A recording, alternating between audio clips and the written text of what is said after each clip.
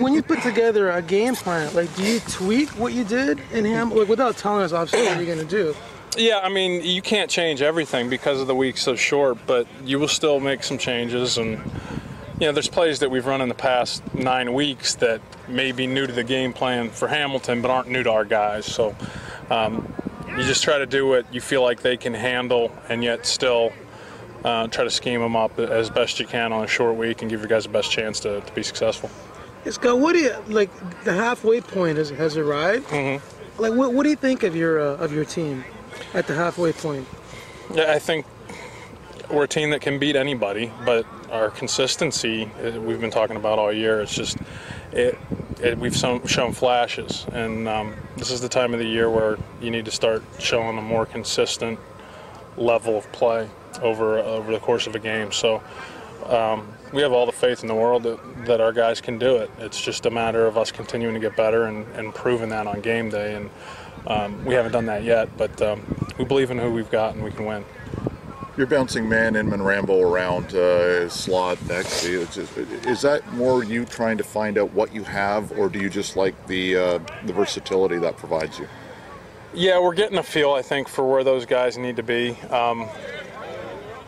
It's harder for Kenyon and Mo because they haven't practiced as much recently as Dontrell has, and so we're able to move Dontrell a little bit more than those other guys just because he's had the reps. But we're getting a better feel for them. I feel like I'm getting a better feel for those guys, and they're getting, I think, more confident with what they're doing. They're not all in the same spot, so they're pretty smart guys. They seem to, for the most part, know where they're going. Durian pads, but he wasn't taking number one. I guess the one thing that's a bit of a relief is how well Watt and Bradwell played the other night.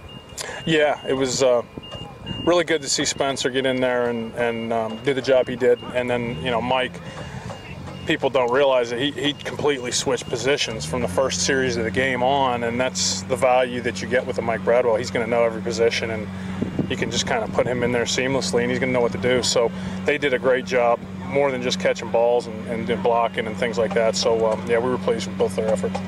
Was anything said to Spencer, Scott? Like, what do you attribute his improved play last week? Oh, I don't know. I mean, when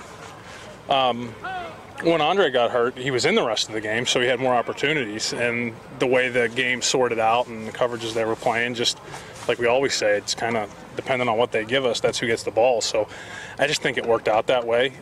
He's been practicing hard and working hard at getting better. Even if Dre hadn't gotten hurt, he was going to play, but he wouldn't have played probably as much as he did. And Andre's a day-to-day? Is that the sort of I mean, if he's able to play, he'll play, but at this point we're not sure yet. Okay. Like, obviously you got to decide on your 3 veteran imports.